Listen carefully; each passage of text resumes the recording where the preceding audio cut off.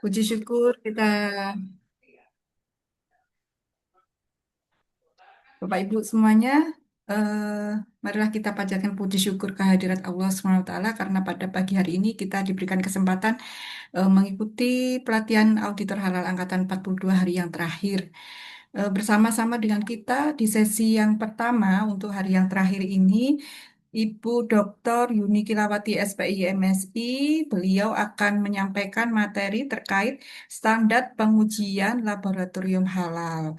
Jadi ini memang selalu pada jadwal atau kurikulum pelatihan auditor halal disampaikan pada sesi yang terakhir karena Bapak Ibu nanti bisa berdiskusi dari semua materi yang telah diterima, titik kritis kehalalan bahan dan produk untuk beberapa jenis produk, sehingga nanti muaranya nanti bagaimana untuk standar pengujian laboratorium halalnya seperti itu. Beliau saat ini izin saya menyampaikan Bu Yuni eh, bertugas sebagai Kepala LRT di Universitas Brawijaya Laboratorium Riset Terpadu. Baik, saya informasikan Bu Yuni pada sesi hari ini dimulai pukul 8 sampai dengan pukul 10 akan dibagi menjadi dua, pemaparan materi dan juga diskusi. Jadi mohon untuk diluangkan waktunya sekitar 30 menit mungkin begini ya. Baik, demikian Bapak Ibu, untuk selanjutnya kami serahkan layar dan waktu kepada Bu Yuni Kilawati. Terima kasih Bu Dewi. Bismillahirrahmanirrahim. Assalamualaikum warahmatullahi wabarakatuh. Yang saya hormati dan banggakan teman-teman dari Halal Institute dan juga Bapak Ibu calon auditor, baik yang dari LPH ataupun mungkin tadi ada satu orang dari luar.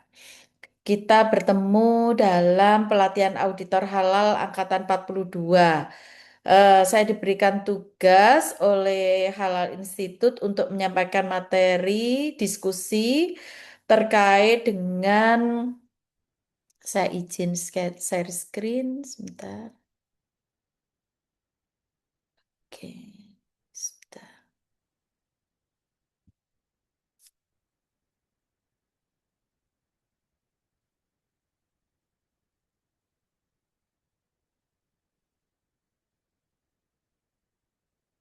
Nampak ya Bapak Ibu?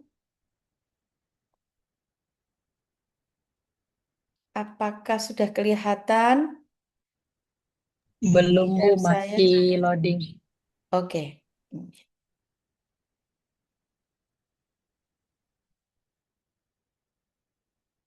Masih loading. Sebentar. Saya ulang ya.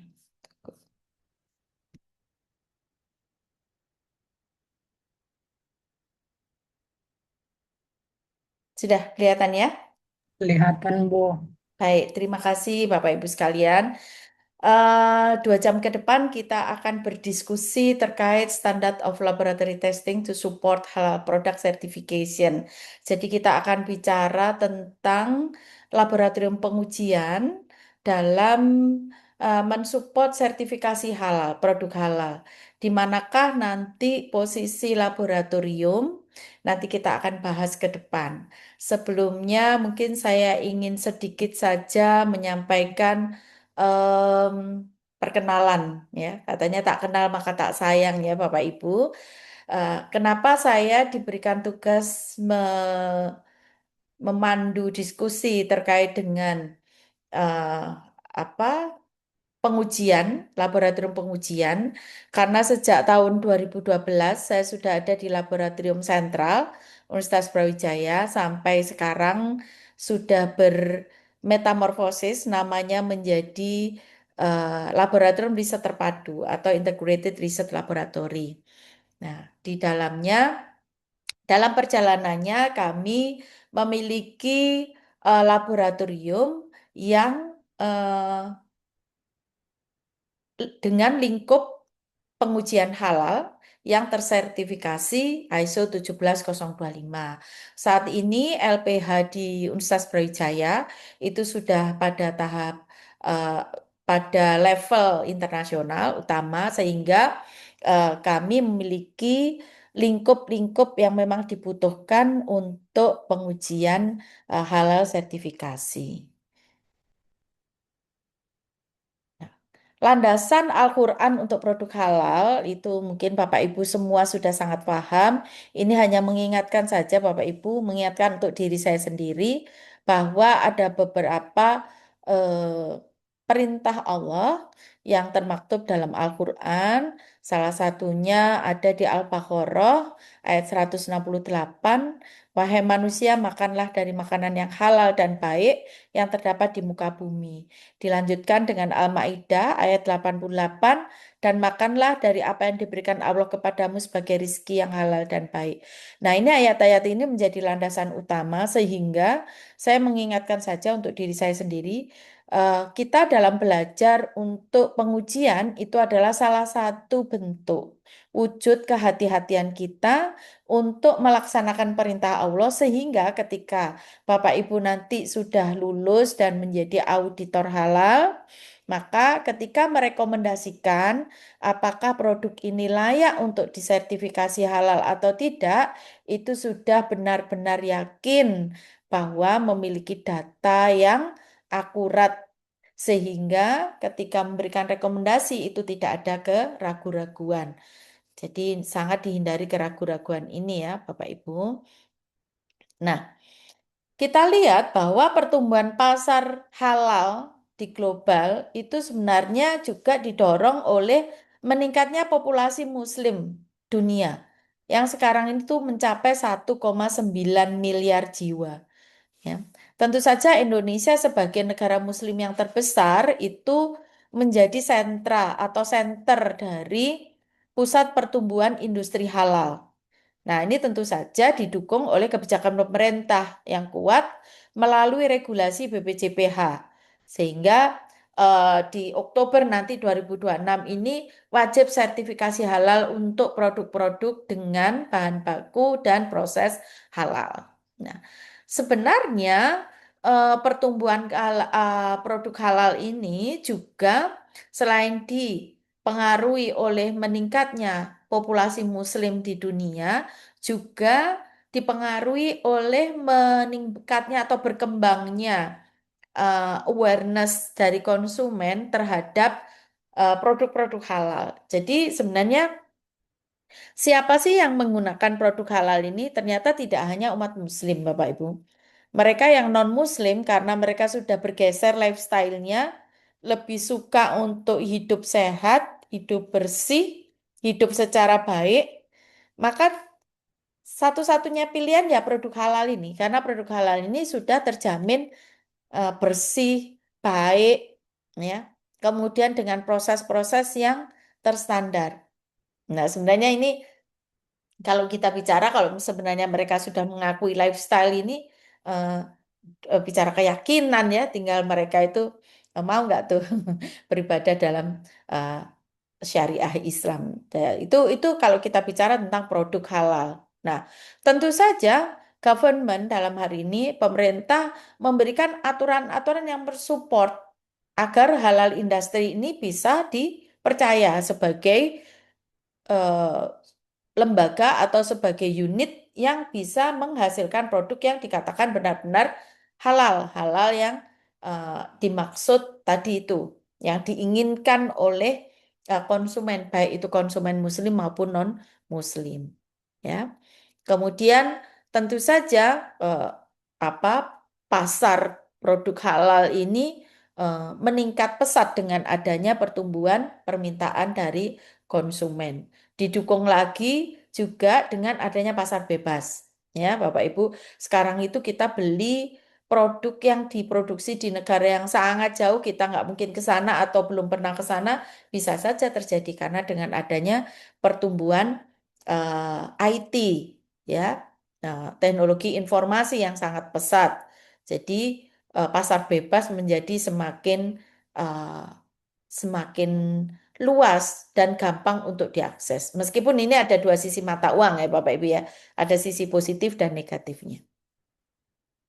Nah, kalau kita lihat tadi didukung dengan data ini, kita masih melihat bahwa Indonesia menjadi negara dengan populasi Muslim tertinggi. ya, dibandingkan dengan negara-negara yang lain seperti Pakistan, India, Bangladesh, dan lain sebagainya. Nah, dengan ini, maka Indonesia ini punya posisi halal industri yang bagus.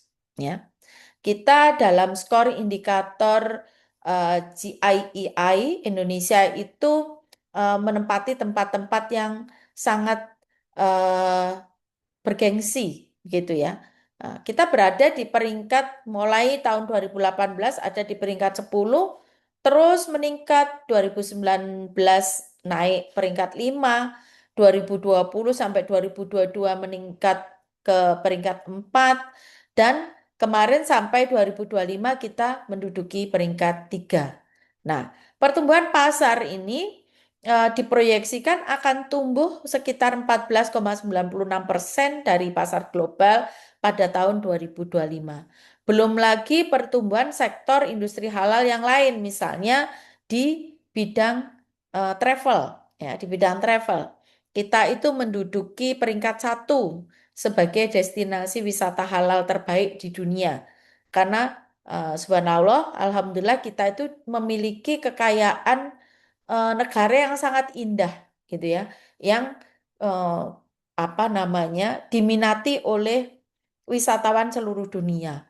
Sudah negaranya bagus, indah, didukung dengan kita tuh memiliki wisata halal. Nah, mereka tidak ragu-ragu lagi karena kebersihannya pasti terjamin, ya, apa namanya eh, kebaikannya juga pasti terjamin, halalannya terjamin.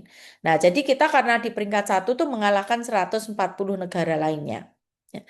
Di industri farmasi dan kosmetik kita menempati peringkat 6. Dan di sektor modest fashion kita di urutan ketiga. Di belakangnya Uni Emirat Arab dan dan Turki.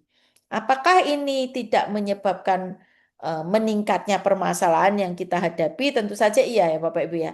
Jadi semakin tinggi posisi kita, maka semakin besar sorotan kepada industri halal Indonesia. Artinya, benarkah dia itu memang memiliki kualitas yang sangat baik? Maka kita-kitalah sebenarnya bagian dari yang harus menjamin kualitas dari produk-produk halal ini benar-benar halal dan thayyib. Nah, ini ya, ini eh, kalau di breakdown seperti ini, kita itu punya modest fashion, kemudian punya Muslim friendly travel, ya punya halal food, ya juga kosmetik dan pharmaceutical yang sangat bagus, ya ada di ranking kedua. Nah, ini halal production versus consumption in food and beverage, ya. Kita lihat ini source-nya saya ambil dari Dinar Standar 2021. Kita ada di top 5 dari apa namanya? Dari top 5 ini itu kita itu ada di uh, pertama dengan versi OIC. Jadi kita ada di peringkat 7 tapi kita the first dari versi OIC, ya. Kemudian tapi kita itu masuk di dalam peringkat 2 importer. Jadi kita pengimpor yang sangat besar. Jadi kita mencapai sekitar 41% dibandingkan dari total. Ya. Itu menunjukkan apa? Kebutuhan dari produk halal di kita itu sangat tinggi. Entah itu nanti menjadi bahan untuk diproduksi dengan bentuk yang lain, ya menjadi bahan, atau memang itu sudah end product. Jadi per Oktober 2025 Indonesia itu mencatat lebih dari 9,8 juta produk bersertifikat halal. Nah, ini mencerminkan pertumbuhan yang sangat signifikan dalam kapasitas produk halal domestik. Nah, kategori produk yang berkembang ini terdiri dari makanan olahan, kosmetik, suplemen kesehatan, produk rumah tangga, dan farmasi. Ya, ini semakin meningkat yang tersertifikasi halal dari BPJPH. Meskipun itu masih kurang dari target, makanya kita ditargetkan nih besar-besaran, harusnya nanti Oktober itu sudah semuanya tersertifikasi halal. Nah, Sehingga sebenarnya ini semua itu untuk mensupport tren konsumsi halal yang terus meningkat seiring kesadaran masyarakat Muslim terhadap halal produk ini ya. Jadi kita jangankan yang Muslim ya, yang Muslim yang non Muslim pun mereka meningkat ini permintaannya ya. Sehingga hal ini mendorong pelaku usaha termasuk UMKM untuk mempercepat proses sertifikasi untuk apa? Untuk memenuhi kebutuhan pasar eh, yang ada, baik itu berasal dari domestik ataupun juga produk yang ekspor. Nah, kalau kita bicara tentang halal production, apa sih halal production itu? Nah, halal produk itu adalah ketika semua raw materials, kemudian ingredients, food additives, dan juga processing ini menggunakan produk halal dan harus memenuhi ketentuan syariah halal, syariah Islam, ya. Nah, all material ingredients, jadi semua bahan itu harus eh, memang adalah produk halal. Nah, setelah itu apalagi prosesnya? Pada prosesnya itu equipmentnya, alat yang digunakan harus hanya digunakan untuk produk halal. Nah, bagaimana dengan perusahaan atau UMKM yang punya produk yang non halal juga? Maka mereka harus memisahkan equipmentnya. Ya, equipmentnya nggak boleh dipakai dua-duanya. Kemudian berikutnya adalah production facilities like apa?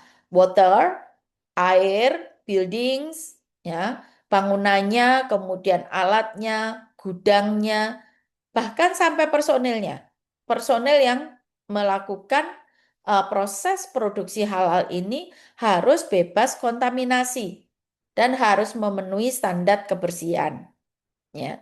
Nah, kalau semuanya ini sudah terpenuhi, maka harus dipastikan juga tidak ada cross kontaminasi selama handling, ya, selama penanganan materialnya, selama food processingnya, selama penyimpanan produknya, selama apa distribusi produk sampai penjualan dan produk sampai di tangan konsumen. Nah, kalau semuanya ini terpenuhi, maka bisa dikatakan produk itu memenuhi halal. Nah, coba Bapak Ibu perhatikan gambar ini. Apa yang ada di benak Bapak Ibu? Nah, ini saya ingin umpan balik. Silahkan. Ada yang mau raise hand?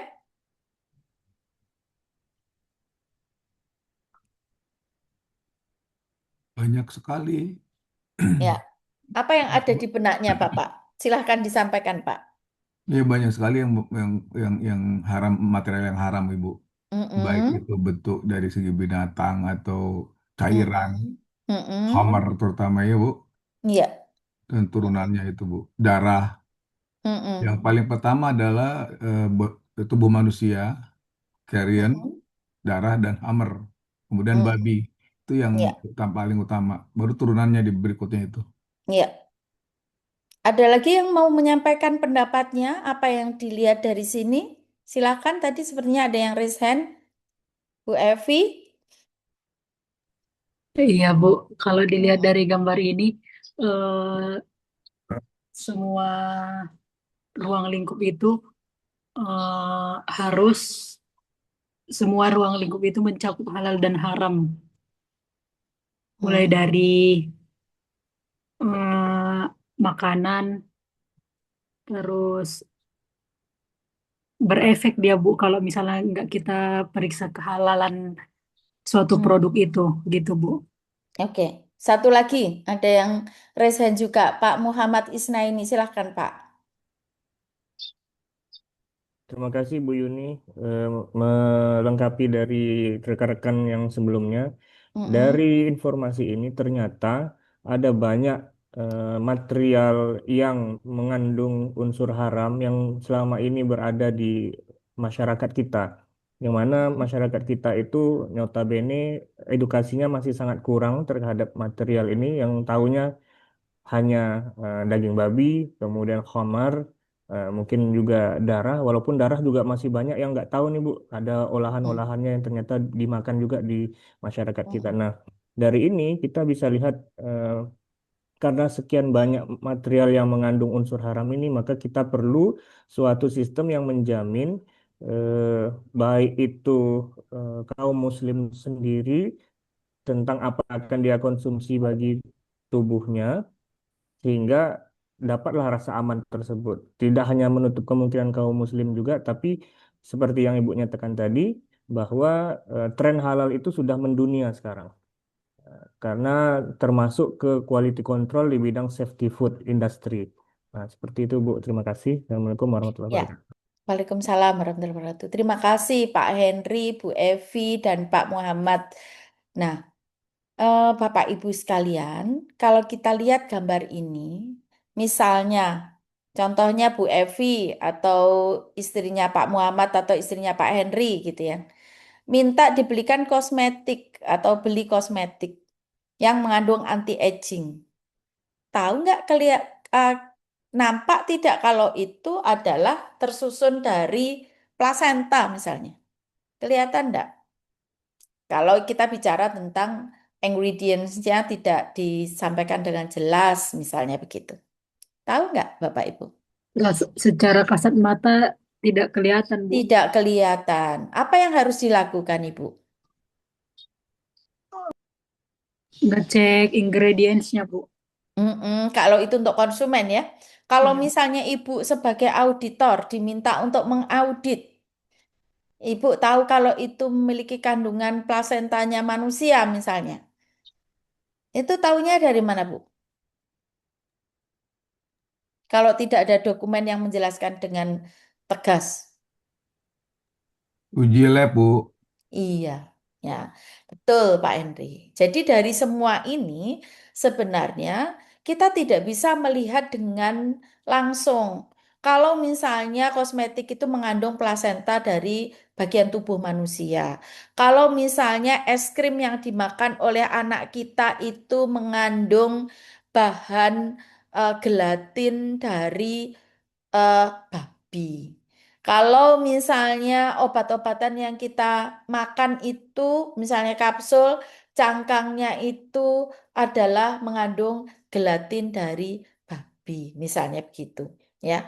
Eh, Dan lain sebagainya. Jadi kita tidak bisa melihat dengan kasat mata, harus melalui pengujian. Pengujian itu pun kita tidak bisa eh, mengatakan bahwa setelah setelah kita tahu oh ini mengandung misalnya ya ini mengandung gelatin tapi gelatinnya apa nah lebih advance lagi kita analisis dengan equipment tertentu. Nah, sama dengan halnya gambar berikut ini sumbernya hanya babi Bapak Ibu.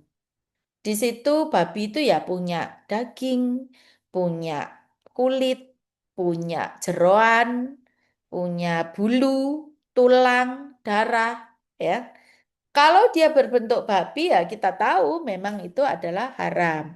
Tapi begitu dia sudah diambil ya lemaknya, kemudian lemaknya turunannya adalah monogliserid ya monogliserid atau digliserid kemudian dijadikan emulsifier.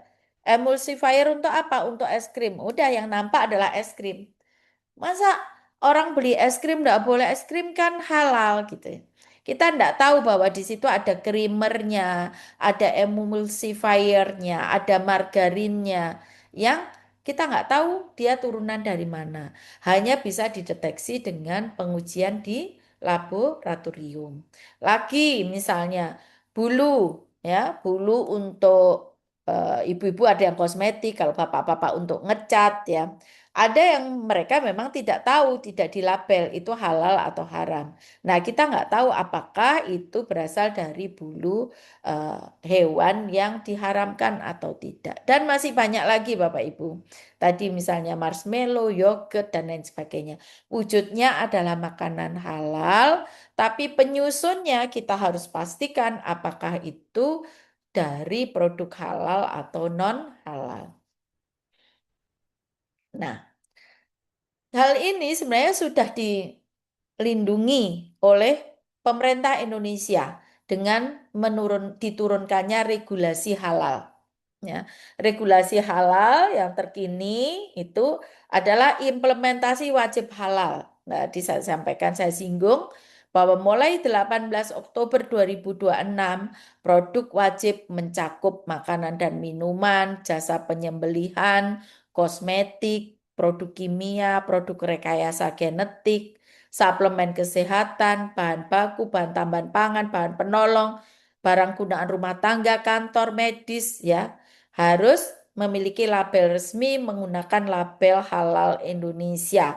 Ini sesuai dengan peraturan BPJPH nomor 1 tahun 2025 dan nomor 2 tahun 2026. Itu ya Bapak Ibu ya. Nah, ini apa namanya? Sekarang peran dari laboratorium pengujian di mana nih perannya laboratorium pengujian? Nah, sebenarnya laboratorium pengujian itu untuk memastikan produk itu memiliki komposisi dan diproses dengan metode yang sesuai dengan halal standar. Ya. Jadi fungsinya adalah authenticity ya. Autentikasi ya. Jadi dia itu mulai dari raw material tadi sampai final product itu harus bisa dipastikan semuanya memenuhi syarat halal ya. Kemudian juga laboratorium pengujian berfungsi untuk mendeteksi kontaminasi dari bahan-bahan atau unsur-unsur yang dilarang ya. Jadi haram substance itu misalnya adalah tadi kan porcine derivatives misalnya seperti turunan-turunan tadi ya, turunan lemak, turunan segala macam tadi ya. Yang undeclared, jadi tidak diumumkan, tidak dijelaskan kandungannya ini. Ya, maka kita perlu menguji supaya dia bisa dideklar ya bahwa dia misalnya aman dari produk non halal. Nah, tentu saja dengan apa? Dengan analytical methods yang tervalidasi. Nah, maka karena tervalidasi kita memerlukan laboratorium yang tersertifikasi ISO 17025 yang dalam hal ini bisnis prosesnya itu diawasi dengan ketat oleh Komite Akreditasi Nasional. Nah, standar ISO IC itu standar nasional dan internasional. Nah, karena dia diawasi ketat, maka metodenya itu pasti valid. Gitu ya. Kemudian untuk support certification decision. Jadi laboratorium itu untuk mensupport Bapak Ibu memutuskan apakah produk ini bisa dikatakan halal atau tidak. Nah, sekarang nanti kita lihat tuh di mana atau kapan laboratorium ini berperan. Ya, nanti kita lihat. Nah, kalau semua ini sudah kita putuskan dengan clear, maka akan membangun membangun kepercayaan publik ya, membangun kepercayaan publik, kepercayaan konsumen, baik itu konsumen lokal nasional maupun internasional. Ya, kenapa? Karena tadi sudah muncul, oh ini sudah diuji di laboratorium yang terstandar internasional, ya. Nah, ini. Jadi untuk itu maka laboratorium mana yang diperbolehkan untuk menguji Bapak Ibu? Yang diperbolehkan menguji adalah laboratorium yang terstandar. Ya, laboratorium yang terstandar. Itu sebenarnya itu terstandar OIC SMIIC 35 2020. Ini termaktub atau sudah masuk ya. OIC itu sudah masuk di ISO IEC 17025 2017 tentang standar kompetensi laboratorium global. Dan juga KEK BPJPH nomor 135 tahun 2025. tentang panduan manajemen laboratorium halal. Nah, dengan kita menguji di laboratorium yang terakreditasi, maka akan meningkatkan kredibilitas dan penerimaan dari hasil uji tersebut. Gitu ya. Jadi tidak asal laboratorium. Nah, ini kalau yang standar laboratorium OIC tadi ini sekilas saja Bapak Ibu. Fokusnya adalah kompetensi pengujian halal, persyaratan khusus. Nah, kalau yang di 17025 itu untuk umum dan manajemen mutu, ruang lingkupnya eh, pengujian dan kalibrasi. Nah, sebenarnya ini bersifat komplementer ya. OIC itu dibangun dengan di atas fondasinya ISO. Tapi kalau sudah ISO 17025 ini tentu saja sudah menganut dari unsur-unsur atau standar di OIC. Nah, ini bisnis proses di laboratorium yang terstandar, Bapak Ibu. Jadi penerimaan sampel dan documentation itu sangat di apa diatur secara ketat. Misalnya contoh ya, sampel itu diterima, dilabel, didokumenkan, dan analis yang menganalisa sampel ini tidak diperbolehkan untuk mengetahui. Jadi standarnya yang utama itu adalah blind sampel. Kenapa? Ini adalah untuk menjaga objektivitas. Jangan sampai nanti ternyata analisnya tahu bahwa oh ini adalah sampel dari perusahaan saudaranya misalnya atau orang yang berkuasa ya. Nah, itu akan mempengaruhi kesimpulan akhir dari hasil analisa dari sampel tersebut. Kemudian testing and analysis with validated method ini yang seperti saya sampaikan tadi. Pengujian dan analisa itu dilakukan dengan metode yang tervalidasi. Bagaimana toh metode yang tervalidasi? Itu adalah metode standar, ya. Metode standar misalnya yang ada di SNI dan lain sebagainya dan standar-standar internasional atau nasional yang lain. Bagaimana kalau belum ada? Kalau belum ada, maka harus divalidasi lagi oleh lembaga yang berwenang, ya. Dalam hal ini adalah Komite Akreditasi Nasional.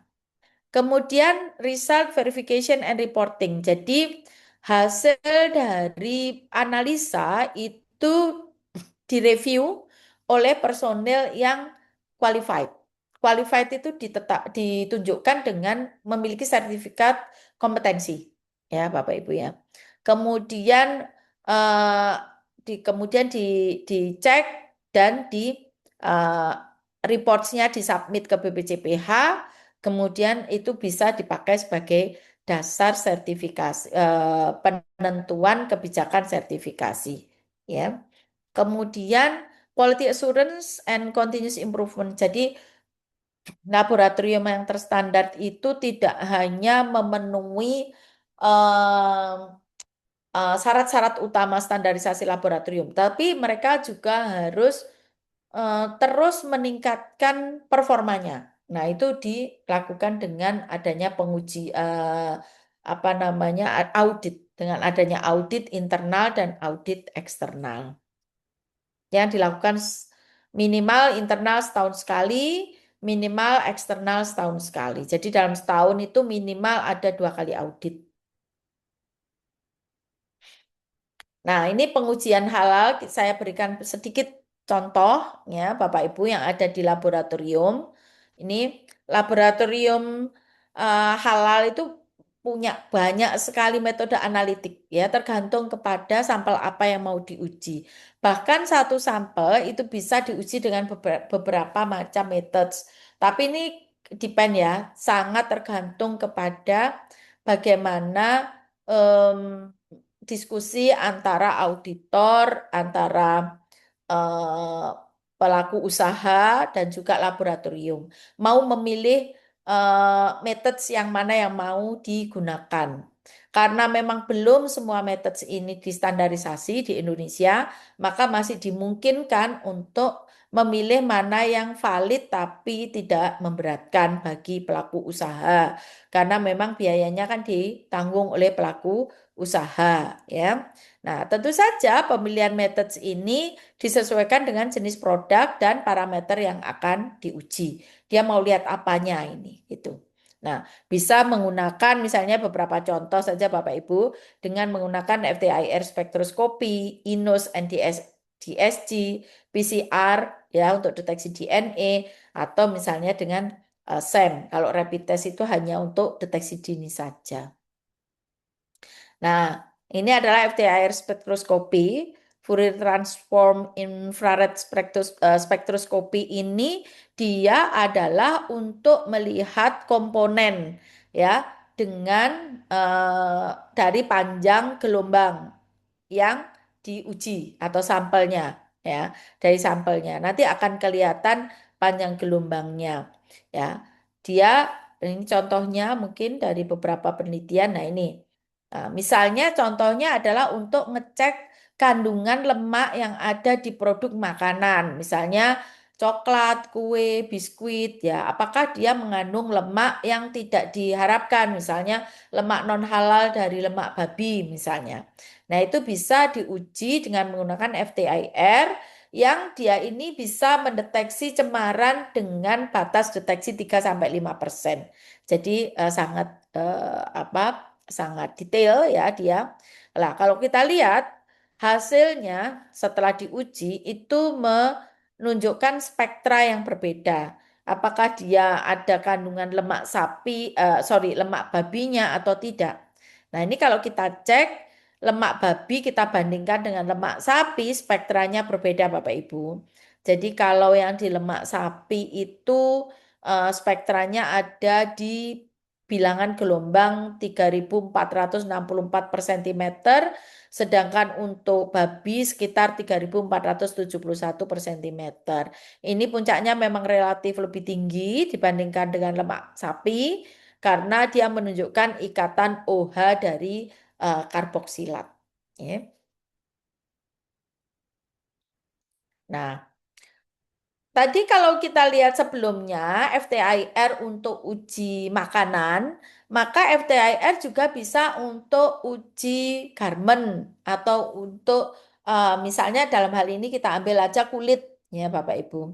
Apa kok kulit yang dihasilkan dari produk itu misalnya produk tas, sepatu, topi, jaket, atau mungkin juga untuk jok mobil, itu berasal dari kulit apa? Itu bisa juga diuji dengan FTIR. Nah, runutannya sebenarnya yang pertama itu bisa diuji dengan SEM dulu, Bapak Ibu, dengan scanning elektron mikroskop. Ini untuk mengidentifikasi apakah kulit yang digunakan itu dia kulit apa. Nah, coba kita cek. Untuk figure one itu kita lihat dia adalah kulit babi. Kalau kita lihat sekilas itu bentuk pori-porinya seperti segitiga-segitiga gitu ya Bapak Ibu. Tapi jangan terkecoh karena saat ini banyak juga kulit sintetis yang nyontoh kulit aslinya, bahkan kulit asli babi dicontoh gitu ya. Nah, itu kalau kita bandingkan ya, itu antara kulit babi dengan kulit sintetis, itu bedanya kalau misalnya kita ambil cross section, kita iris melintang untuk dua kulit ini, maka untuk yang kulit babi atau sebenarnya kulit hewan yang lain itu ada hair follicles-nya. Jadi porinya itu dalam karena memang kan untuk nancepnya bulu ya Bapak Ibu ya. Jadi di hewan itu ada bulunya. Nah, sedangkan untuk sintetis tidak, dia hanya di permukaannya saja nampak ada pori ya. Coba kita lihat lebih lanjut. Nah, ini kalau di figure 5 di gambar 5 itu untuk babi itu kalau misalnya kulitnya sebelum dilihat di mikroskop itu kan kita preservasi ya, kita perlakukan sampelnya kita bersihkan misalnya dengan etanol atau apa. Itu dia justru porinya membuka Bapak Ibu. Tapi kalau yang di sintetis itu malah mengkerut. Itu bedanya yang secara morfologi ya Bapak Ibu seperti itu.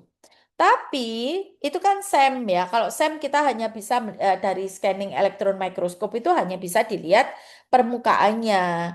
Kemudian kalau kita potong melintang itu seperti apa morfologinya, kemudian kekasarannya, bentuknya. Nah, itu bisa. Tapi bisa dikuatkan dengan uji FTIR, ya. Dengan FTIR kita bisa melihat panjang gelombangnya. Nah, seperti tadi kan ngecek pakai ngecek makanan untuk coklat dan lain-lain kan panjang gelombangnya. Ini juga ya kita lihat. Jadi dari sampel kulit itu ternyata dari FTIR itu panjang gelombangnya berbeda-beda ya untuk sapi, kambing dan eh, babi. Nah, ini panjang gelombangnya beda. Nah, kalau kita interpretasi data dari FTIR, maka selain spektra, kita akan ketemu panjang gelombang yang berbeda. Ya, panjang gelombang yang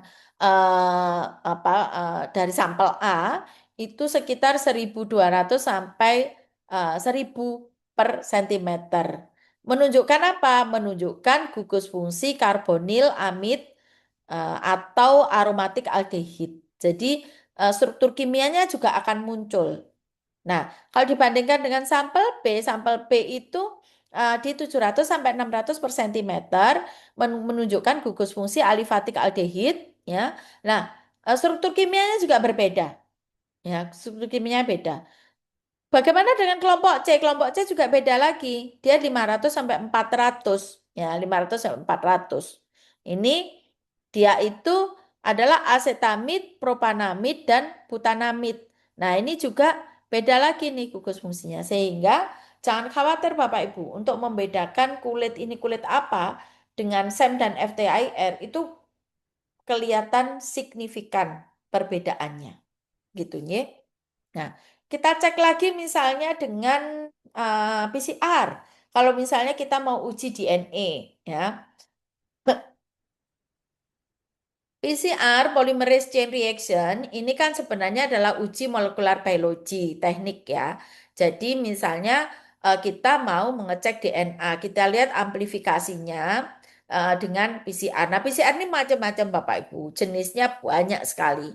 Nah, ini apa saja yang bisa dideteksi? Pokoknya yang based on DNA, nah, uh, sebenarnya PCR itu nggak hanya DNA ya, nanti RNA juga bisa. Tapi ini kita fokusin ke DNA, itu bisa menggunakan berbagai macam jenis PCR. Ini macamnya.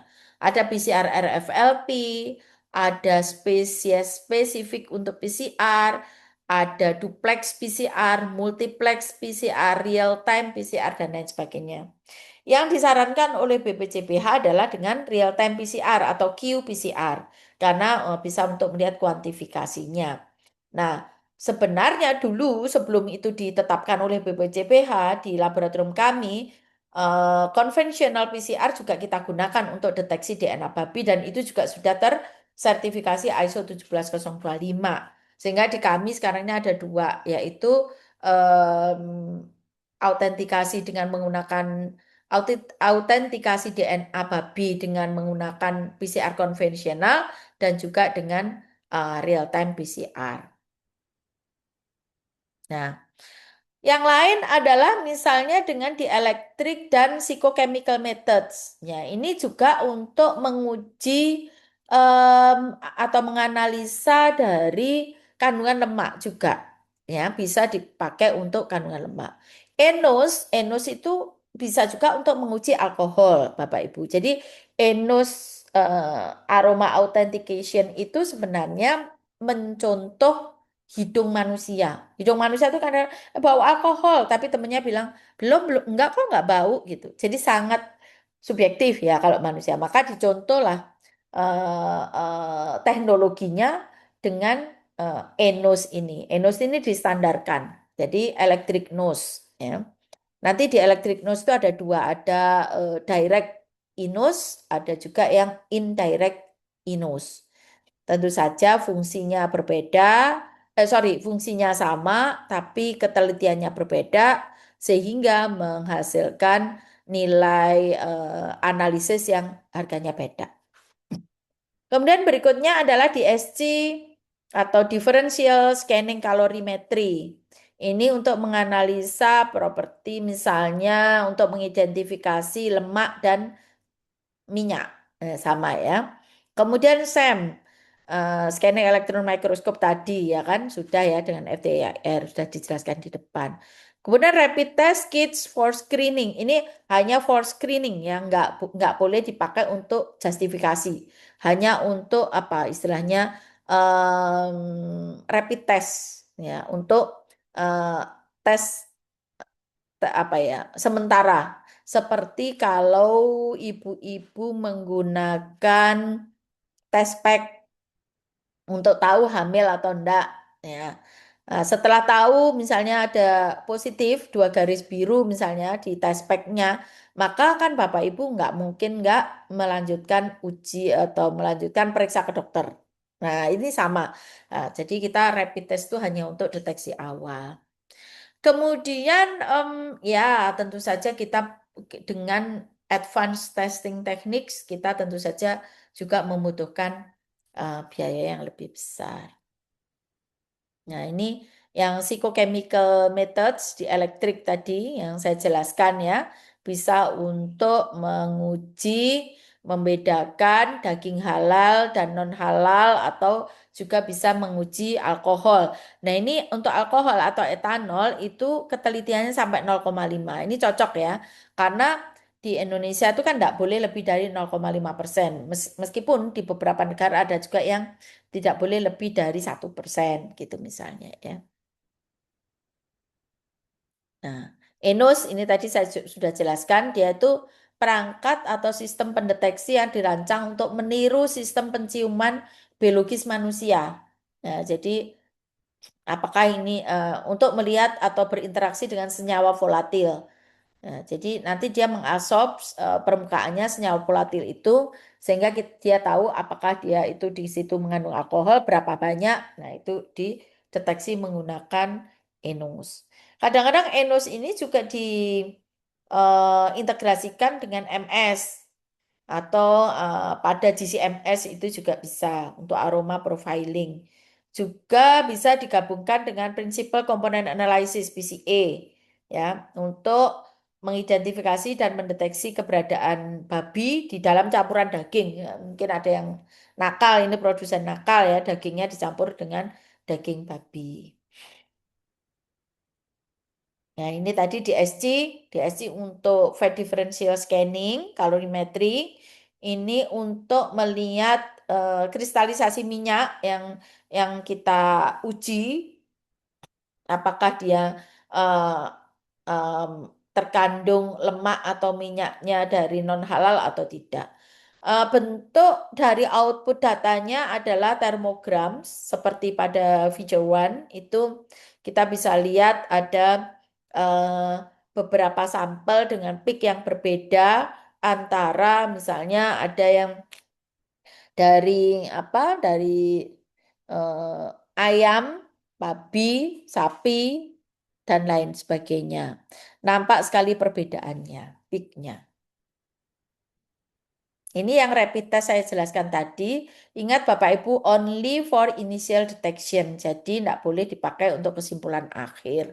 Meskipun dia ini praktis, cepat, murah, gitu ya, gampang digunakan, gampang dibawa pergi, sensitivitasnya juga tinggi, tetapi dia tidak bisa sebagai justifikasi akhir karena dia ini sering juga terjadi false negatif atau false positif. Nah, ini beberapa laboratorium yang terakreditasi. Ya, tadi kan dibilang bahwa laboratorium yang dipakai harus laboratorium yang terakreditasi. Kenapa? Karena dia ini sudah bisa terjamin kompetensi teknis dan keandalan hasil pengujiannya dan diakui secara nasional dan internasional. Ya, jumlahnya di Indonesia terus meningkat, tetapi tentu saja tidak tersebar secara merata.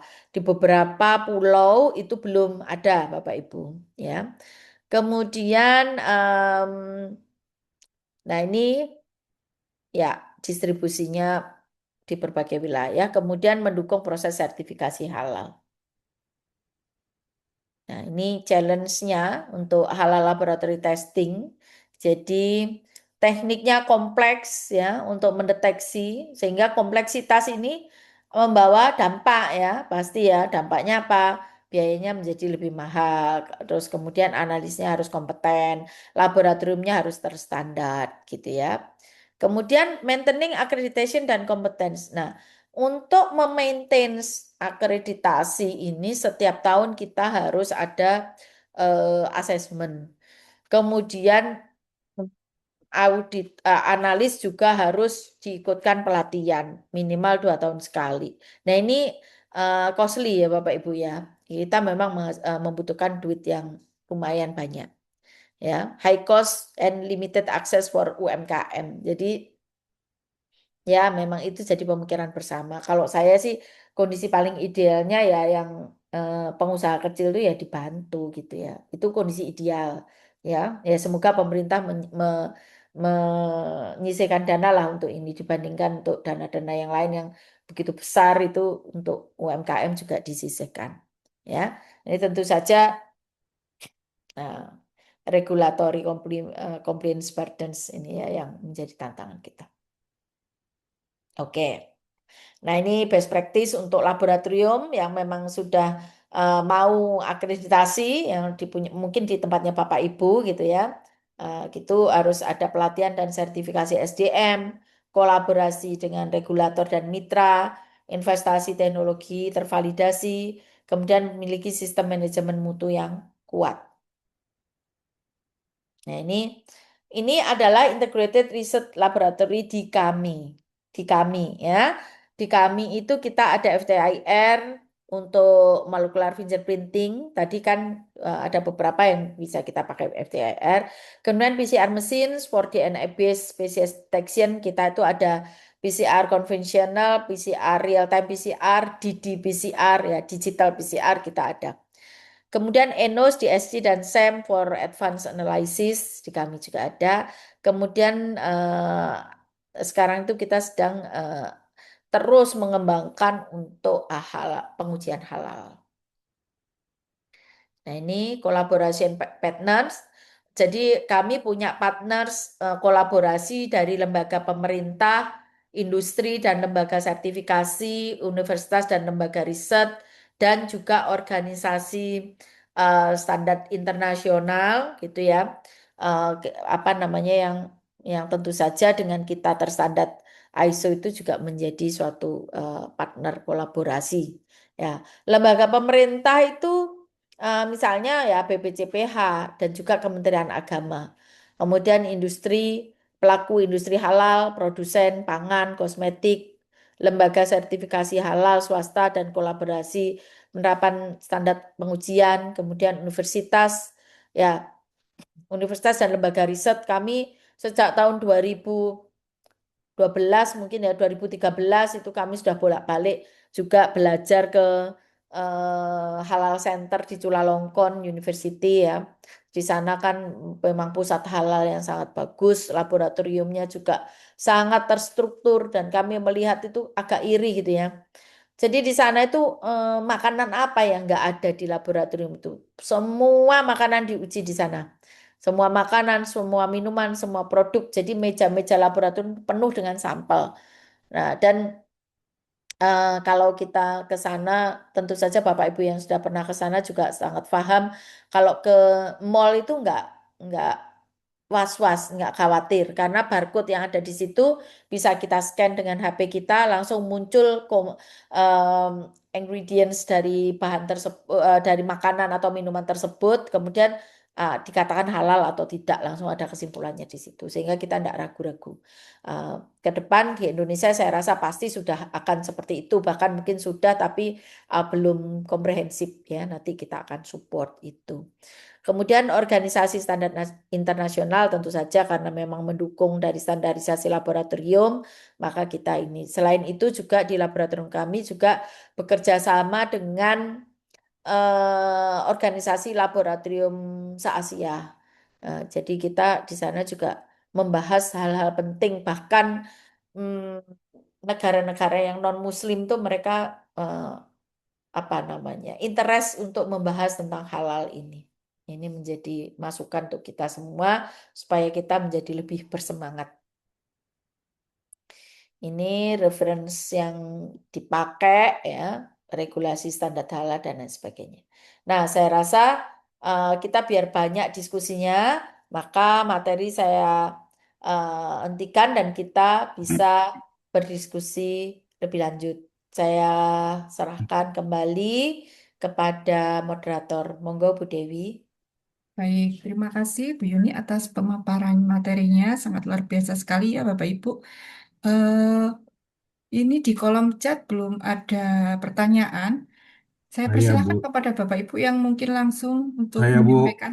Saya Oke, mau tanya, baik. Bu. Silakan Pak Gufron. Saya catat Baik, nama Bapak. baik. Terima kasih Bu Dewi dan Bu Yuni. Izin bertanya Bu ya. Bu, yang pertama yang saya mau nanyakan Bu tentang penanganan sampel atau penyimpanan sampel di lab Bu ya. Tadi kan kalau saya baca dari materi yang disampaikan kan tidak ada sertifikasi halal yang dipegang oleh lab ya. Dan menurut saya memang tidak terlalu perlu. Yang saya mau tanyakan adalah saat sampel diterima oleh lab, itu penanganannya bagaimana Bu ya? Karena kan kami mungkin kalau saya sebagai pelaku usaha takut adanya kontaminasi dari sampel-sampel lain yang disimpan di dalam lab. Itu pertanyaan yang pertama. Untuk pertanyaan yang kedua, biasanya Bu ya umumnya yang sudah dari pengalaman Ibu lakukan, untuk teknik sampling dan jumlah sampling itu biasanya menentukan siapa ya, Bu? Apakah ada regulasi yang menentukan teknik dan jumlah sampling yang dibutuhkan? Saya terima kasih, Bu. Langsung dijawab ya, Bu Dewi ya. Ya, silakan Ibu. Terima kasih Pak Gufron. Jadi laboratorium itu ketika dia, pertanyaan maaf, pertama tadi disampaikan kalimatnya apa ya? Tidak ada Eh, laboratorium. kan kalau tadi saya lihat dari materi Ibu kan lab itu kan tidak ada, kalau saya tidak salah Bu ya, tidak ada sertifikasi halalnya. Yang menurut saya memang juga tidak perlu. Tapi yang saya takutkan kalau sampel sudah Oh diterima ya, di lab agar tidak kontaminasi dengan sampel lain yang barangnya mungkin non halal, itu bagaimana caranya Bu? Apakah hmm, ada peraturannya atau regulasinya? Terima ya. kasih. Bukan laboratorium itu tidak ada sertifikasi halalnya ya, bukan. Jadi laboratorium itu kan terakreditasi. Nah, laboratorium yang diperbolehkan untuk menguji sampel halal itu adalah laboratorium yang terakreditasi di lingkup pengujian halal. Jadi contoh ya Bapak Ibu ya, di laboratorium di Universitas Brawijaya itu memiliki banyak sekali ruang lingkup. Ya, memiliki banyak sekali ruang lingkup yang tidak semuanya ruang lingkup halal. Nah, tapi kita bisa ditunjuk sebagai laboratorium untuk menguji autentikasi halal itu ketika ruang lingkup pengujian halalnya terakreditasi. Nah, contohnya, misalnya kita memiliki ruang lingkup pengujian DNA babi dengan metode PCR, misalnya ya Pak ya, dengan metode PCR. Nah, itu yang diakreditasi oleh KAN itu kan ruang lingkupnya. Nah, kita kan punya banyak ruang lingkup. Nah, salah satunya adalah ruang lingkup pengujian DNA babi. Maka di pengujian DNA babi itu dia kan akan mengaudit semua hal, mulai dari metodenya valid atau tidak. Ya, ini fokus ke halal loh ya, metodenya valid atau tidak. Kemudian bagaimana cara memastikan equipmentnya itu tidak cross kontaminasi, itu termasuk yang diaudit oleh KAN. Ya, kemudian jelas berapa sampel yang digunakan, jenis sampel yang digunakan, semua terstandar oleh KAN. Nah, sehingga pada waktu ini just sharing ya, kami pada waktu proses untuk eh, akreditasi ruang lingkup DNA babi itu nggak sekali jadi. Jadi kita berkali-kali mengajukan ke KAN, oh ini masih belum standar, oh ini belum sesuai. Nah, itu sampai beberapa tahun kami baru bisa diakreditasi. Sehingga kalau laboratorium itu sudah terakreditasi ISO 1725 di lingkup tertentu, dalam hal ini misalnya sebagai contoh, saya contohkan tadi adalah lingkup DNA babi, maka mulai dari jenis sampel, jumlah sampel, di mana simpen sampelnya, berapa retensi sampel itu diatur semuanya in detail. Kemudian yang kedua tadi metode yang dipilih, apakah metode standard methods atau development methods. Kalau standard methods harus divalidasi. Kalau development methods, kalau standard methods hanya perlu diverifikasi. Kalau development methods harus divalidasi. Itu masuk di dalam kerangka yang diaudit. Kalau belum lolos nggak akan mendapatkan akreditasi. Kemudian yang ketiga tadi apa tadi? Pencucian atau pembersihan dari equipment. Nah, menggunakan apa? Nah, itu semua ada di situ. Jadi jangan khawatir Bapak Ibu, kalau misalnya mau berkomunikasi atau berdiskusi dengan laboratorium terkait mungkin nanti kliennya Bapak Ibu untuk pelaku usaha itu mau melakukan analisa ke laboratorium itu mulai dari sampel sampai apa eh, garansi bahwa dia tidak terjadi cross kontaminasi itu ada di laboratorium. Maka dari itu, maka pilihlah laboratorium yang terakreditasi 17025 dalam lingkup yang Bapak Ibu mau uji. Ya, kan banyak nih laboratorium yang terakreditasi 17025 tapi tidak di lingkup yang mau kita uji. Ya, harus yang di lingkup tersebut. Begitu ya Pak Gufron ya kalau nggak salah. Jadi Bu, berarti yang saya garis bawahi adalah Mm-mm. sebagai pelaku usaha dan auditor kita harus cek Bu ya labnya itu di lingkupnya sudah cocok atau belum untuk itu Bu ya. Betul, Bapak. Ya, terima kasih Bu. Bu, Iya. saya mau tanya Bu, Henry, Iya, silakan tadi yang nomor 2. Saya Pak urut Henry Bu. saja ya Bapak Ibu, sesuai yang saudara saya. Yang Oh, nomor selanjutnya Pak Henry Rialdi. iya, baik. Silakan. Assalamualaikum Ibu Yuni. Waalaikumsalam Pak Yuni. Hendy. Bu, Iya. eh, ini kan sudah diakreditasi oleh KAN dan Badan Akreditasi Luar Negeri ya Bu, kalau tidak salah tadi ya Bu ya, labnya ya. Gini Se- Pak, kalau sudah terakreditasi ISO 17025, itu ISO garis miring OIC.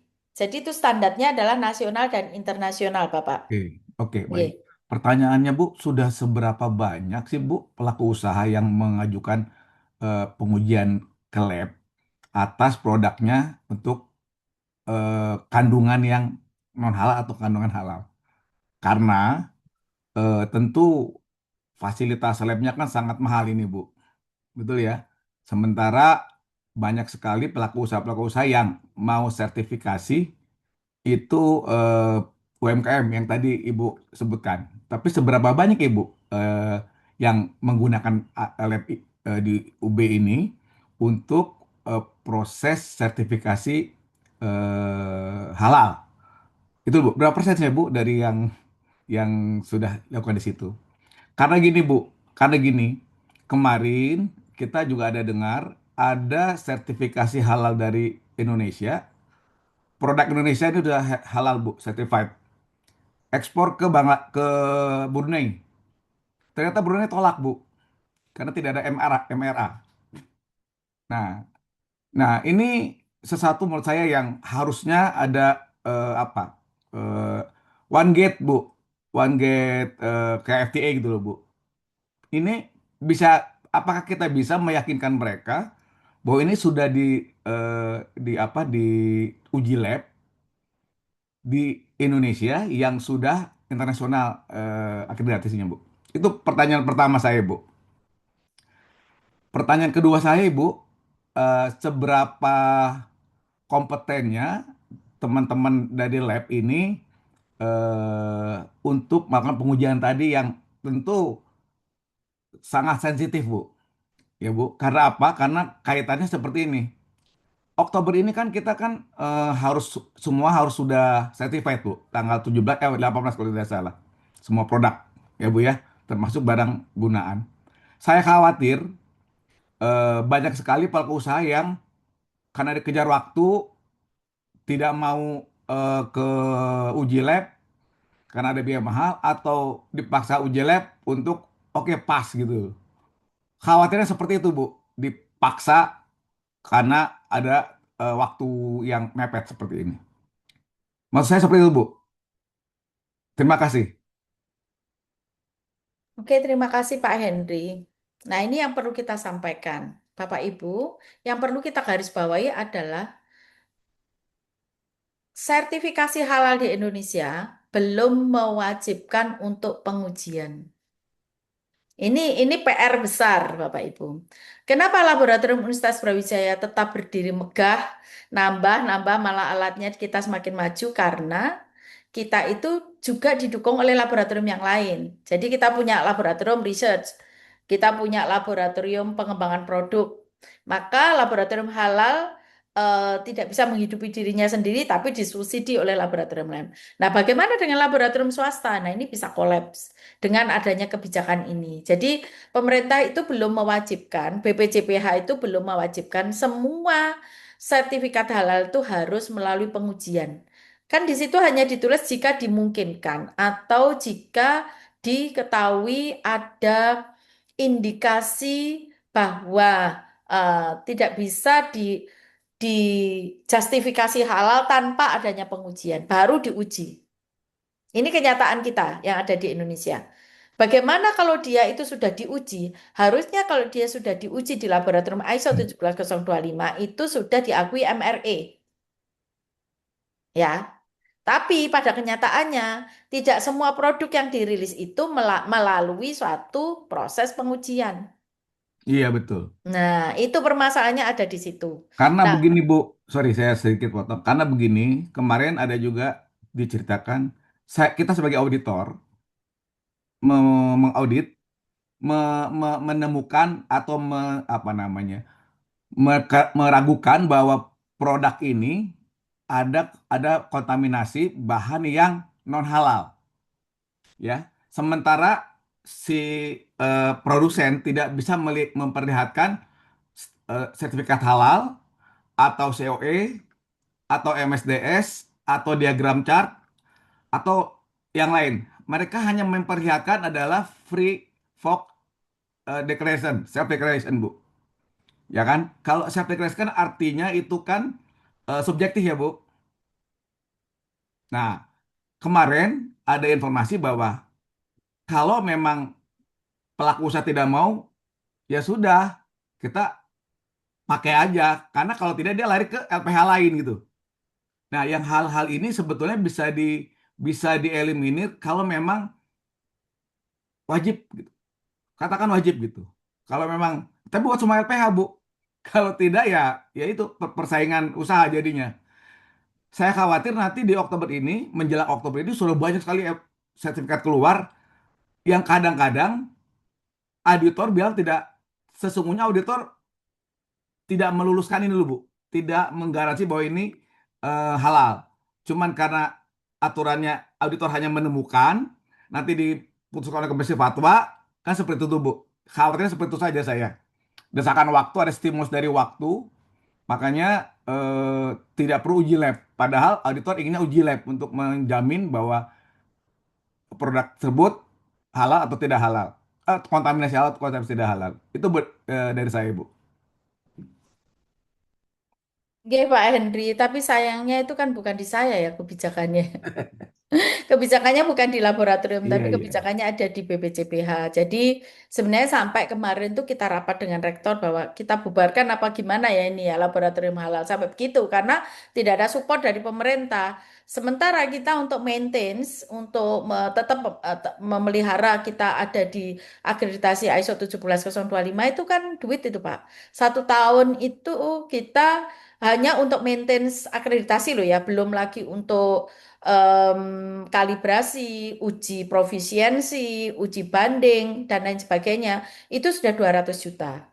Nah, itu Iya, itu iya. kita kemarin sampai ngobrol dengan Pak Rektor tentang itu.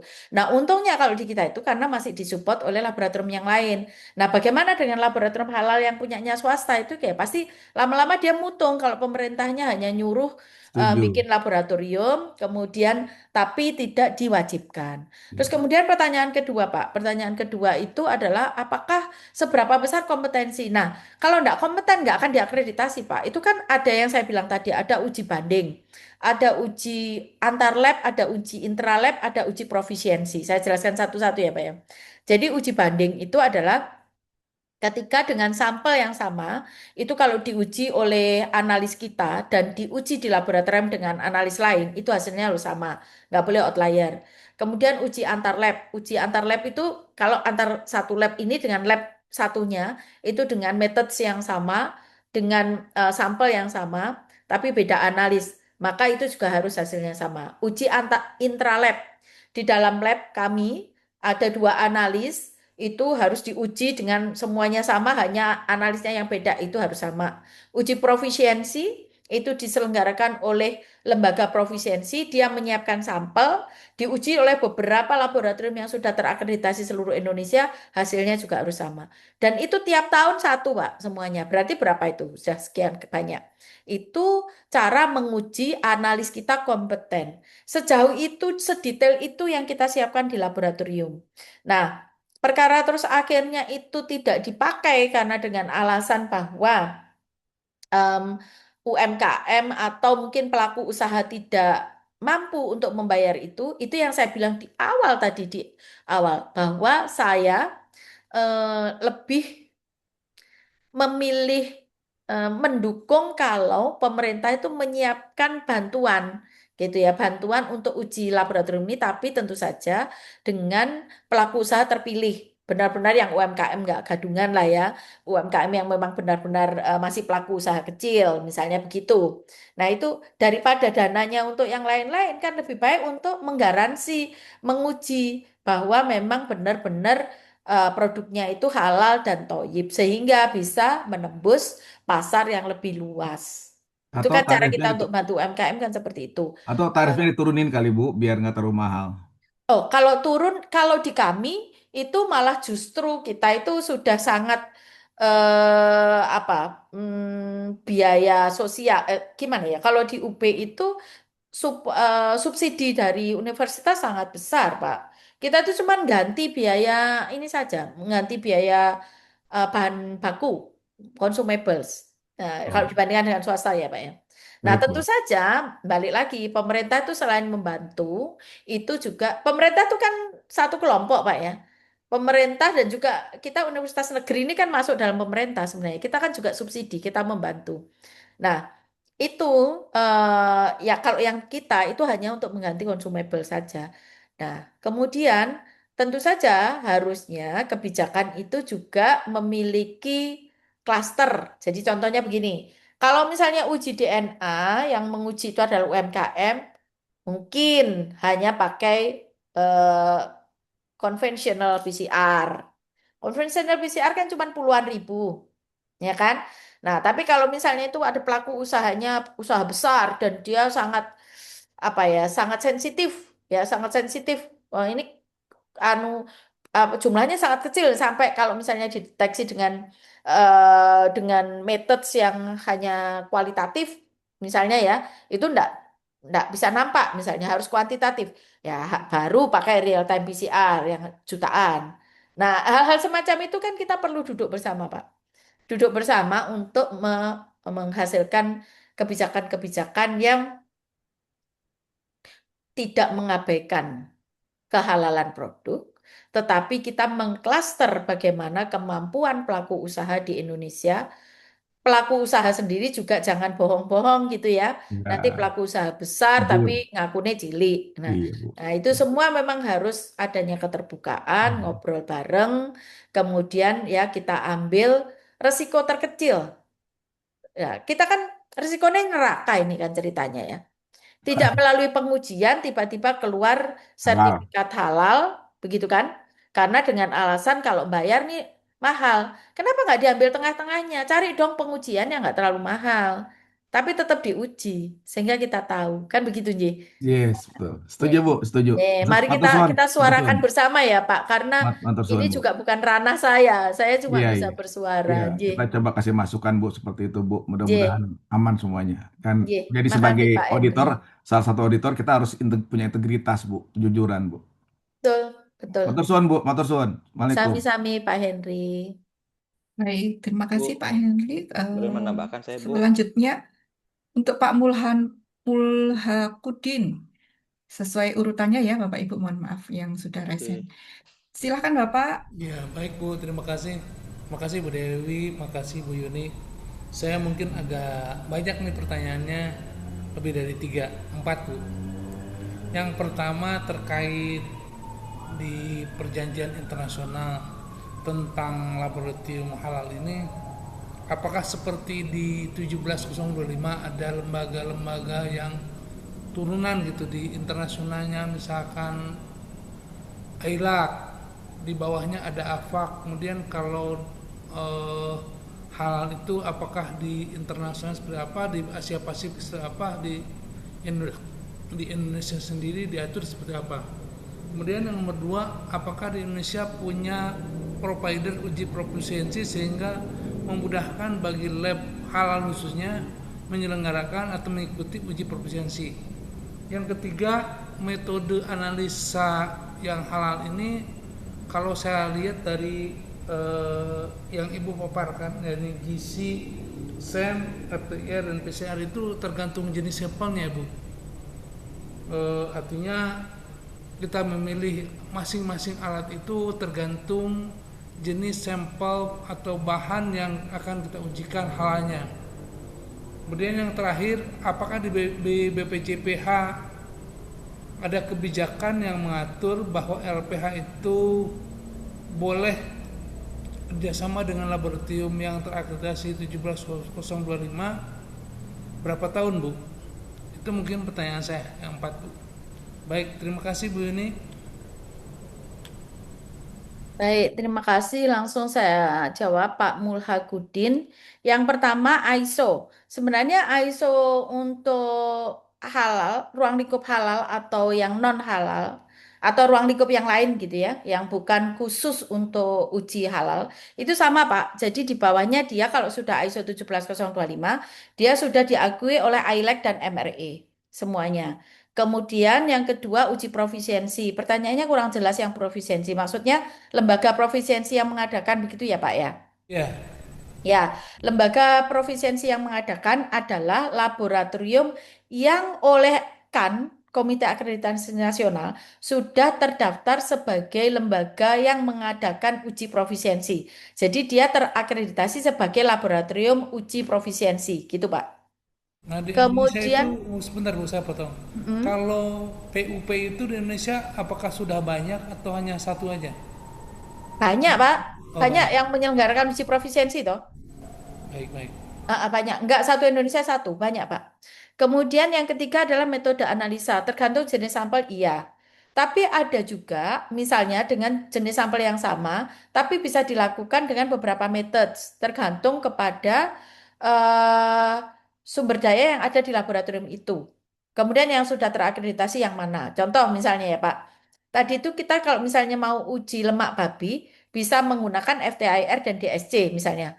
Nah, karena itu belum disandar oleh BPJPH, silakan ambil aja mana yang Bapak punya alatnya. Ya, kalau punyanya alatnya DSC, pakai DSC. Karena kan belum diseragamkan sama BPJPH harus pakai apa. Gitu kan. Kayak misalnya kita punya untuk DNA itu sebenarnya kan kita punya eh, conventional PCR, kita punya real time atau qPCR, kita punya digital atau ddPCR. Tapi yang distandarisasi oleh BPJPH kan real time PCR atau qPCR. Maka kita pakai itu gitu. Nggih. Kemudian yang keempat BPCPH. LPH boleh malah justru Pak itu disuruh ya. Jadi kan LPH nggak boleh berdiri kalau dia tidak punya laboratorium terakreditasi atau bekerja sama dengan laboratorium yang terakreditasi. Begitu nggih. Nah, berapa tahun bolehnya? Kalau setahu saya Pak, kerjasama antara LPH dengan laboratorium itu sangat tergantung kepada dokumen kerjasamanya. Jadi laboratoriumnya kan nanti sebelum penandatanganan kerjasama itu kan memiliki beberapa agreement yang disepakati gitu ya. Nah itu berapa tahun? Kalau di kami 5 tahun, ya. Tapi di laboratorium bisa jadi mungkin 4 tahun atau 3 tahun atau 2 tahun atau 1 tahun. Nah di agreement itu juga beda-beda Pak. Seperti yang ditanyakan oleh Pak Henry tadi, UB apakah nggak bantu apa nggak support Pak? Jadi kita kerjasama dengan LPH, kita punya 13 LPH yang bekerja sama dengan kami. Itu kita free semua loh, Pak. Gratis. Padahal dulu pada waktu kita itu punya kurang dua. kurang 2 ruang lingkup untuk menjadikan LPH kami LPH internasional, itu kita kerjasama dengan laboratorium swasta, itu bayar. Kerjasama loh ini, maksudnya bukan belum menganalisakan, hanya kerjasama saja itu per tahun ada biayanya, sekian juta gitu, per satu Ada lingkup. syarat beberapa kali nguji setahun lah, Bu? Oh, nggak ada. Kalau itu nggak ada, semakin banyak nguji ya kita semakin seneng Pak harusnya. Iya. Heeh, nggak ada Pak. Tapi kan ngujinya kan bayar lagi Pak. Ngujinya kan bayar. Karena kan biaya uji. Kalau yang tadi itu adalah biaya kerjasama. Tapi dengan kami free loh ya. Biaya kerjasama free. Sementara ini. Tapi kalau dengan laboratorium swasta, kami kemarin bayar. Kami kemarin diminta bayar. Nah, tapi nanti nganalisanya ya beda lagi. Karena kan nganalisa kan membutuhkan bahan eh, habis pakai. Ya kan? Alatnya, kemudian juga analisnya. Begitu Pak. Baik, terima kasih Bu Yuni. Ye, sami-sami Pak Mulhagudin. Baik, untuk selanjutnya saya persilahkan Pak Mail Maulana untuk menyampaikan pertanyaannya. Baik, selamat pagi Bu Dewi sama Bu Yuni. Apakah suara saya terdengar dengan jelas? Jelas, Bapak, jelas. Oke, mungkin Bu Yuni pertanyaan saya ada 3 ya. Jadi yang pertama itu kalau misalnya sebuah lab yang diakreditasi oleh ISO 17025 mengeluarkan hasil uji yang positif DNA babi itu. Nah, pada sampel produk industri. Nah, tapi ternyata produsen itu melakukan sanggahan gitu dan mengirimkan sampel dari batch yang sama ke lab yang terakreditasi lain dan ternyata hasilnya setelah dicek di lab lain tuh negatif. Nah, itu bagaimana kita sebagai auditor halal gitu menentukan validitas dari 2 data yang berlawanan ini. Terus pertanyaan yang kedua itu terkait dengan pengujian kadar etanol. Kan biasanya itu ada yang menggunakan yang GCFID ya Bu. Nah, kan biasanya sering tuh timbul perbedaan interpretasi terkait persiapan sampelnya. Jadi misalnya jika sampelnya tuh misalnya bentuknya atau teksturnya itu kental atau padat kayak saus atau pasta atau flavor gitu kan. Nah, gimana standar preparasi sampel yang valid agar etanolnya itu tidak menguap saat ekstraksi dan bagaimana batas toleransi ketidakpastian atau uncertainty-nya di lab yang lab pertimbangkan. Terus pertanyaan ketiga itu terkait dengan metode pengujian yang tadi ada di slide Ibu tadi itu yang FTIR. Nah, itu kan sangat efisien ya Bu untuk membedakan lard atau lemak babi dan telo atau lemak sapi. Nah, namun bagaimana jika sampel lapangan berupa minyak goreng nabati yang terkontaminasi lardnya itu konsentrasinya sangat kecil, misalnya kurang dari 1% gitu, atau sampelnya berupa emulsi kompleks. Nah, apakah FTIR ini masih valid sebagai bukti tunggal untuk dijadikan bukti gitu? Mungkin itu Bu pertanyaan dari saya. Terima kasih Pak Mail Maulana. Jadi gini, kalau misalnya hasil dari laboratorium 1 positif, banding ke laboratorium 2 negatif, bagaimana yang dilakukan? Jadi harus ada laboratorium ketiga. Jadi kalau laboratorium 1 dan 2 bertentangan, maka harus ada laboratorium ketiga. Ketika laboratorium ketiga itu positif, ya berarti itu yang diambil. 2 positif, 1 negatif. Kalau yang ternyata itu dia negatif, berarti 2 negatif, 1 positif. Kita ambil yang 2 negatif. Gitu Pak. Kemudian berikutnya adalah pengujian kadar etanol. Bagaimana preparasinya, sampel arsetensinya berapa. Itu nggak usah dipikirkan oleh auditor ya Bapak Ibu ya. Ketika uji etanol itu sudah di akreditasi, maka di situ di dokumennya in detail ada, ya ditetapkan oleh apa namanya kan. Bagaimana kalau kepekatannya sekian, dia harus bagaimana, arsetentinya berapa yang diberterimakan, keberterimaan dan lain sebagainya itu semua ada di ISO 17025. Jadi Bapak Ibu tidak perlu ragu. Makanya itu pentingnya memilihnya adalah laboratorium terakreditasi. Udah semuanya satu paket. Nah, satu paket sudah diatur. Kemudian berikutnya adalah metode FTIR. Sampelnya minyak goreng dengan konsentrasi kurang dari 1%. Kalau kurang dari 1%, misalnya pakai DSC, Pak. DSC bisa 0,5%. sampai 1%. Nah, itu nanti makanya tergantung pada laboratorium. Bagaimana nanti berkomunikasi antara pelaku usaha, auditor dengan laboratorium. Yang mau dianalisa sampel apa? Tujuannya atau targetnya seberapa.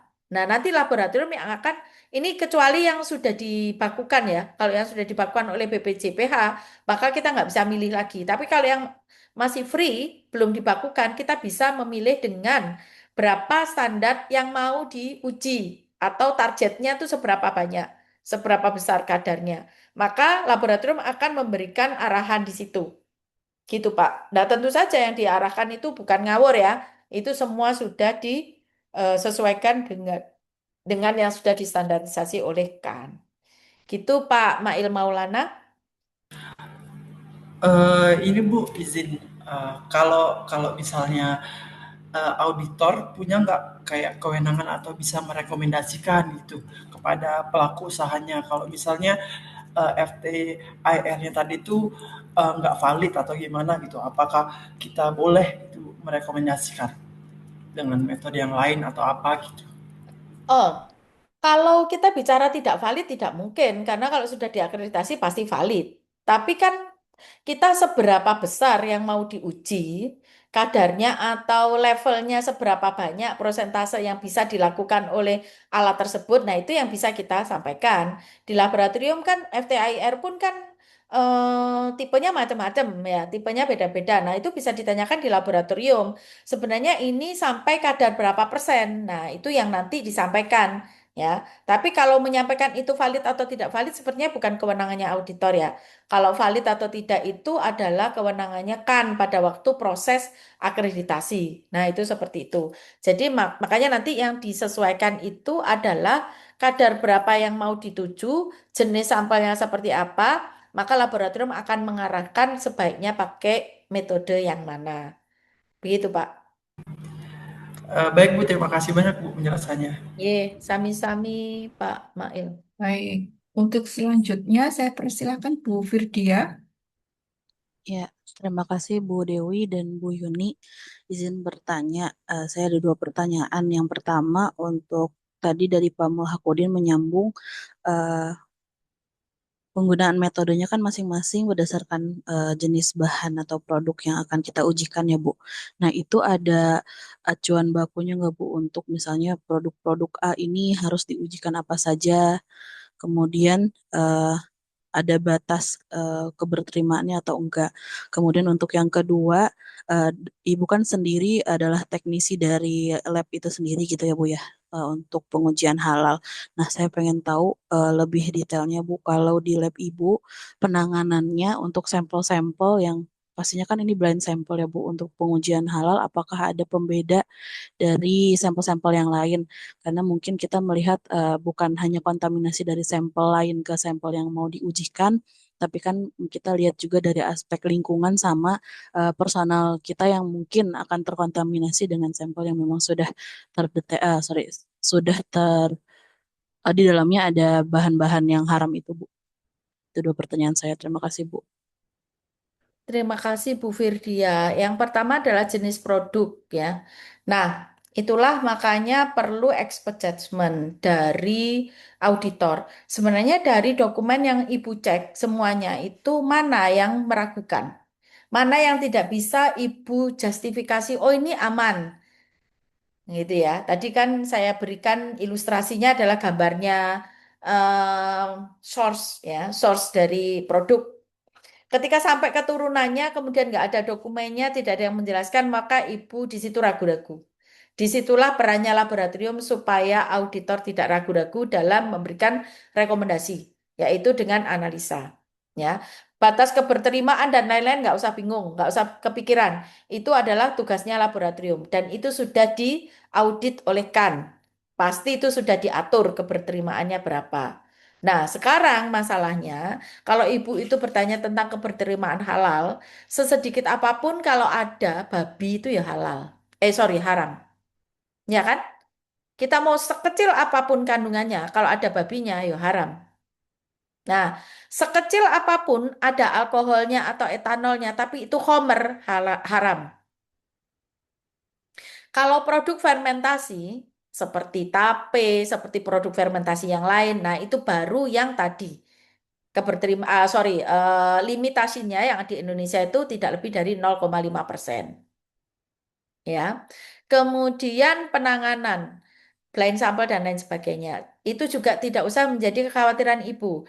Ketika kita punya ruang lingkup halal, maka kan memastikan bahwa lingkungan apa namanya sumber daya manusianya, kemudian peralatan atau equipmentnya, tadi saya jelaskan di awal, mulai dari sampel diterima sampai keluar data itu dipastikan no cross contamination. Kalau misalnya ada potensi kontaminasi, pasti tidak lolos akreditasi untuk sampel halal.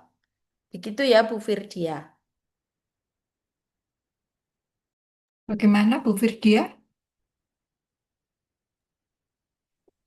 Oke, Eh, mungkin sudah puas nih. izin Bu, Iya, silakan Ibu. I- iya, tadi menambahkan lagi bukan memang untuk potensi kontaminasi memang akan diperiksa oleh kan saat akreditasi, gitu ya Bu ya. Pun kalau ada yang memang memungkinkan adanya risiko itu, mungkin akan kita perbaiki juga sebagai lab gitu ya Bu.